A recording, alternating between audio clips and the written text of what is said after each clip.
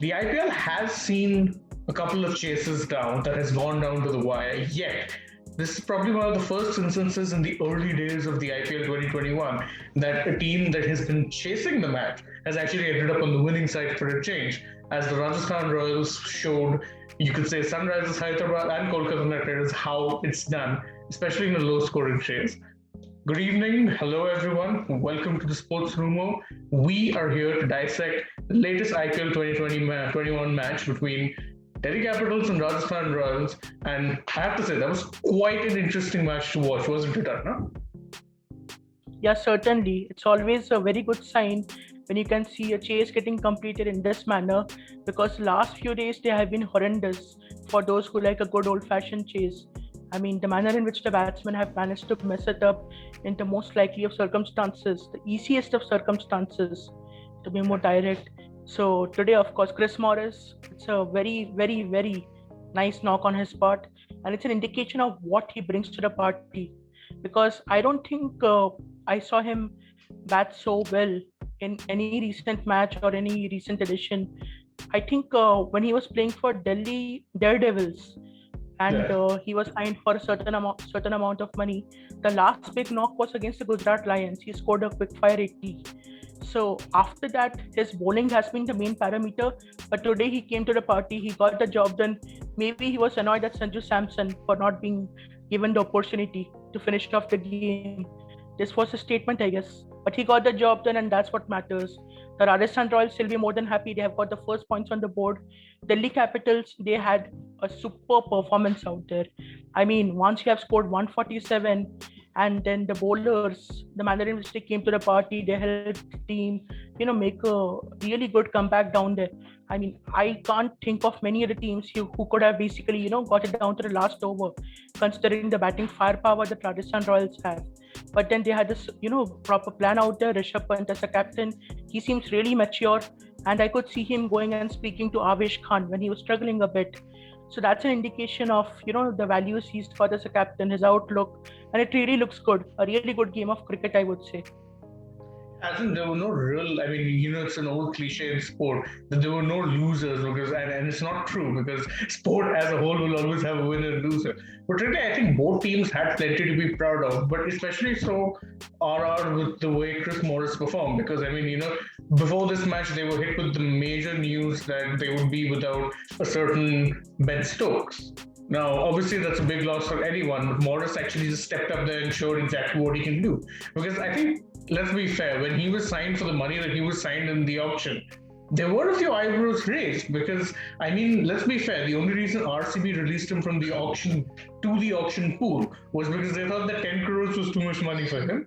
Yet this guy goes out there, gets himself an even better deal, and is playing arguably some of the best cricket of his life. He's been good with bat and ball, and yeah, he's definitely a match winner for RR today. Yeah, certainly. I mean, words fall short when it comes to Chris Morris's performance in this game.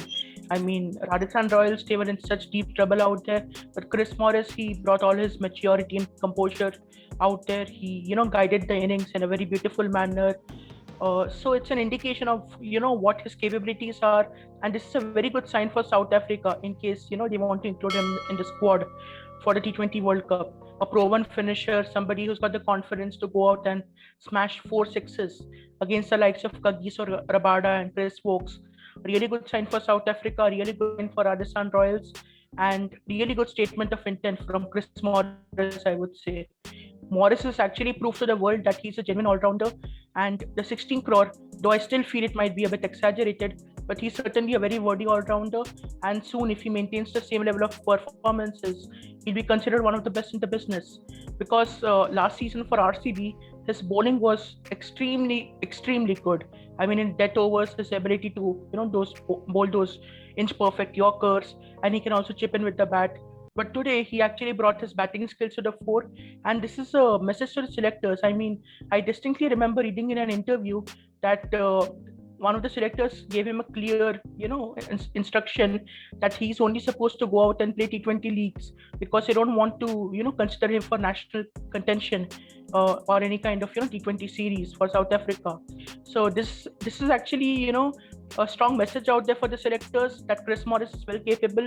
And if you see the team currently, the South African team, they don't have all-rounders of this level. Although back in the day they had a lot of quality all-rounders out there, but now they are a bit weak in this regard, and Morris could actually fill that hole. He's making himself very hard to ignore for sure. But I think another thing that was hard to ignore in today's match was, I mean, last game for Delhi Capitals, their top order, Pant, not even Pant, I would say Dhawan and Prithvi Shaw, both played stupendous knocks. Now, obviously, it's not fair to expect that the openers will take you home every single time, but I think the way the top order, so it's not just these two, but as well as Rahane, the way that performance went would definitely have set off a few alarm bells at the very least, given that I don't think, I mean, obviously, yeah, you can give some credit to the RR bowlers, but they could have probably done better on this day, I would say. Well, I would credit Jaydev Unadkat for this. I mean, the manner in which he shrewdly used the surface and he brought all his experience to the fore. I mean, these two openers, they were in excellent form. The manner in which they whacked the CSK bowlers to all corners of the ground, they would actually be backing themselves to go out and get the job done, deliver a good opening stand. But credit to Unadkat. I mean, there is the saying in cricket. Some days it's not a fault of some individual. It's simply the other player being better on that day. So it's smarter to credit Unadkat rather than looking at the faults of the DC openers, because this was an indication of what skills he's got, and Unadkat is a very experienced campaigner. I mean, for Saurashtra, he's considered legend of sorts because he's led them very beautifully and he's developed so well. In the past few editions, Jaydev Unadkat, he used to cop a lot of criticism from the fans. They used to troll him for not, delivering his best on a couple of occasions.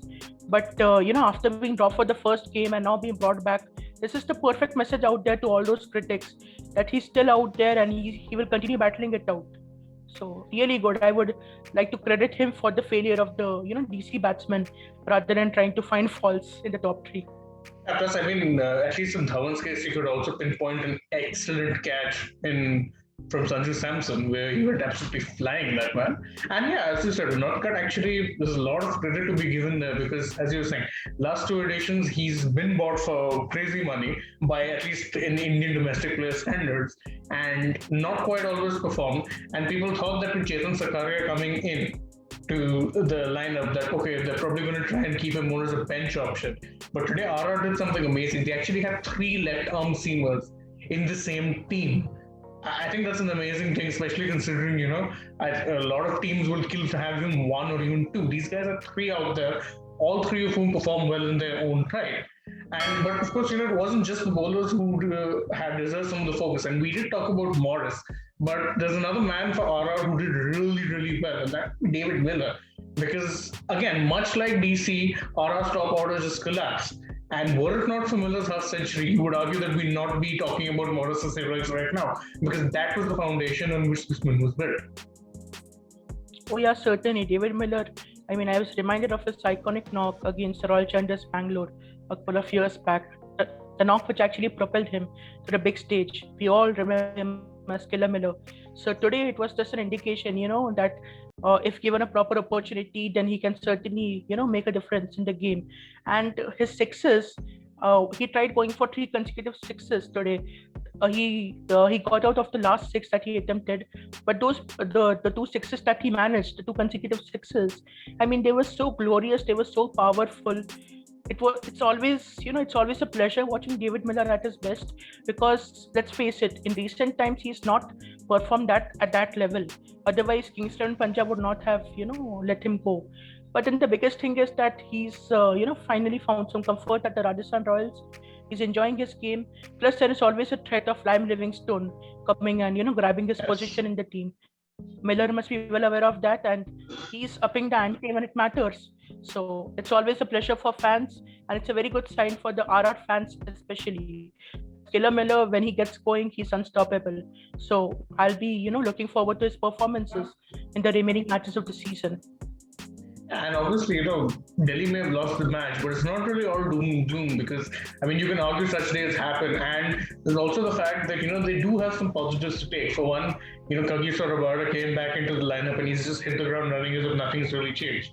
That guy was so good in 2020, and he continued showing similar form. They also have Heinrich Nottinger on the bench, and lest we forget, DC's run to the final last year owed a lot to the way Nottinger and Rabada bowled in tandem. But now there's also the fact that they have a certain Avesh Khan, and he's done well for them in two games on the trot. It's hard to ignore this guy because in a star-studded bowling lineup like that, being an uncapped domestic player standing out, you have to be doing something really good. Oh yeah, certainly. I'm very happy to see Avesh Khan doing so well. I mean, his performances in the two matches so far, exceptional. Like you mentioned, Avesh Khan, he's been really good. Kagiso Rabada, he was really good in his first game.